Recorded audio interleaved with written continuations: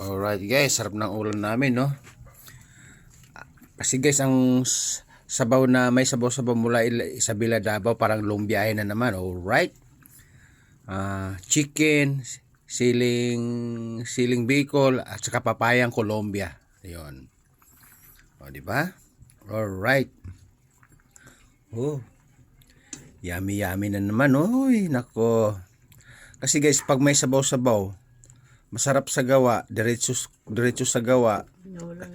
Mag sobrang sipag dahil lalo pag may sinabawan, diretso sa trabaho, diretso sa biyahe. Alright, mula Isabela Davao, around to the Philippines. Alright? Oh. Tatakpan. Alright? Alright guys, pagka kasi guys, pag may marunggay, yun na yung sinasabing may bagong panganak para pang dagdag ng gatas. Alright?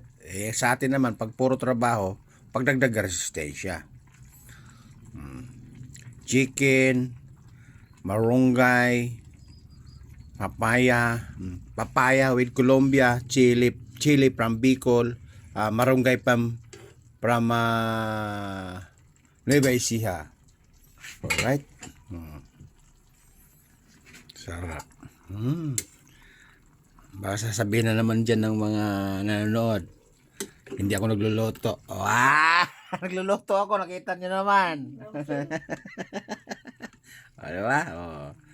Tapos umpisa parang gigisa ka na. Alright. Ganun talaga, pag papaya, may sabaw, mula Isabela Davao ang biyahe. Long biyahe. Long term ride. Alright. May nalalaman naman kayo sa akin. Long term ride. Long term ride. Okay guys siling Bicol.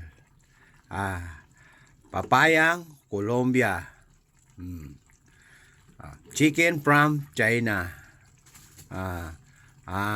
Marunggay from Nueva Ecija. Alright. Natatawa. Tapos guys, pagka humigop ka ng sabaw, lalo pag mahaba ang biyahe mo mula Isabela Davao around to the Philippines, hindi ka maubusan ng pagod.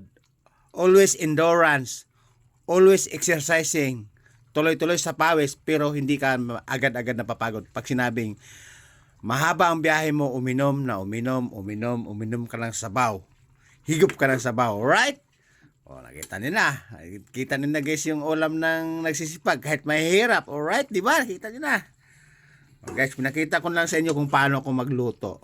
Halo mo lang. Tsaka ngayon natin tatakpan. Alright. Mamaya pagbukas, papa na, Ana. Alright. Babu! Ayun, nilagyan ng tubig para pambiyahe pa may sabaw talaga. Over soap. Right, babu.